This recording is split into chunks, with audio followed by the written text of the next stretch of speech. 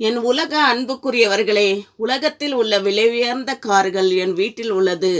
ஆனால் என் பிரயாணம் 4 சக்கர உள்ள நாற்காலியில் உள்ளது. என் வீட்டில் எல்லா வகையான துணிமணிகள், பிறகு செருப்புகள் நிரம்பிக் கொண்டிருக்கின்றது.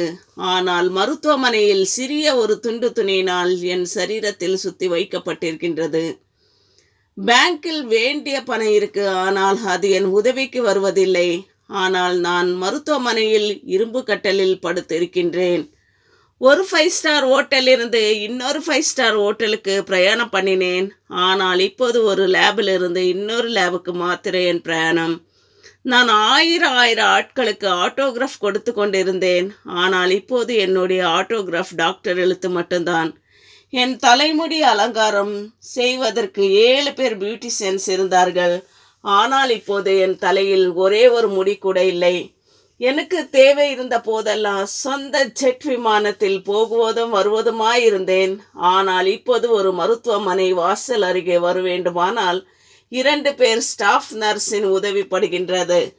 என் வீட்டில் விதவிதமான உணவுப் பொருள்கள் உள்ளது. ஆனால் நான் இப்போது சாப்பிட உணவு என்னவென்றால் 2 மாத்திரை, பிறகு உப்பு நீர் மட்டும்.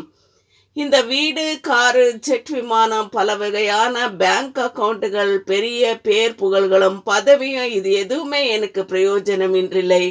சமாதானமும் கொடுப்பது இல்லை. எனக்கு சமாதானம் இருப்பது என்னவென்றால் ஜனங்களுடைய முகங்கள், பிறகு அவருடைய உணர்ச்சி மட்டும்தான். மரணத்தை விட பெரிய உண்மையுள்ள தரிசனம் இல்லை. இது உலக புகழ்பெற்ற ஃபேஷன் டிசைனர், பிறகு எழுத்தாளரான கிர்சிடா ரோட்ரிகஸ் அவருடைய கேன்சரில் இருந்து உயிர்விடும் முன் எழுதிய கடிதம்.